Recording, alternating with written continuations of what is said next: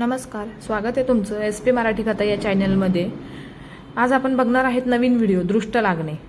दृष्ट लागणे किंवा नजर लागणे ही एक जुनी धारणा आहे।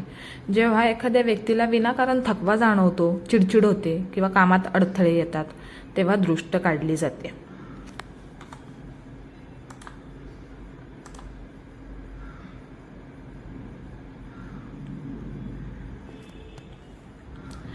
मराठी परंपरेनुसार दृष्ट काढण्याचे काही प्रभावी प्रकार खालीलप्रमाणे आहेत। मीठ, मोहरी आणि सुक्या मिरच्या सर्वात प्रचलित पद्धत। ही पद्धत घराघरात केली जाते। साहित्य: खडे मीठ, मोहरी आणि 3 किंवा 5 सुक्या लाल देठाच्या मिरच्या। कृती: ज्यांची दृष्ट काढायची आहे त्यांना पूर्व दिशेला तोंड करून बसवावे।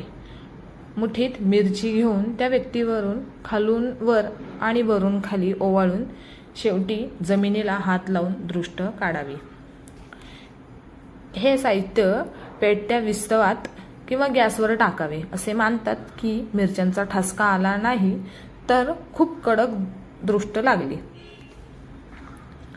दुसरा प्रकार: लिंबाचा उतारा। एक बिनडागी लिंबू घ्या, ते त्या व्यक्तीवरून 3 वेळा उतारा ओवाळा। त्या लिंबाच्या 2 किंवा 4 बारीक फोडी करून त्या घराबाहेर निर्जन ठिकाणी किंवा कचऱ्यात टाकाव्या। तिसरा प्रकार: तुरटीने दृष्ट काढणे। तुरटीचा खडा घेऊन तो त्या व्यक्तीवरून ओवाळा। त्यानंतर तो खडा गरम तव्यावर ठेवा।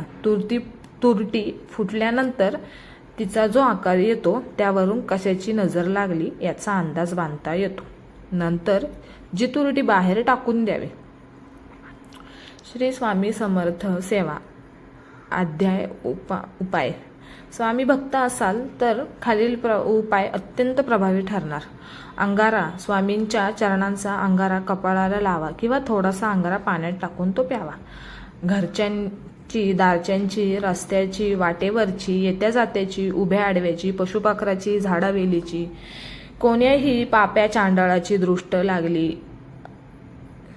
व ती त्या मीठ, मोहरी, मिरचीत जळून खाक होऊ दे, असे मंत्र आहे।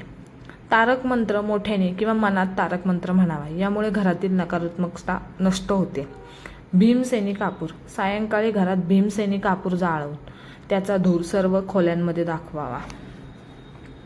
श्री स्वामी समर्थ या मंत्राचा जप 108 वेळा करावा। दृष्ट काढून झाली की हातपाय स्वच्छ आठवणीने धुवून घ्यावे। धन्यवाद। आपला व्हिडिओ आवडला असेल किंवा काही त्यात कमी जास्त झाला असेल तर कमेंटमध्ये नक्की सांगा। बाकी आपण भेटूयात नवीन व्हिडिओमध्ये। धन्यवाद।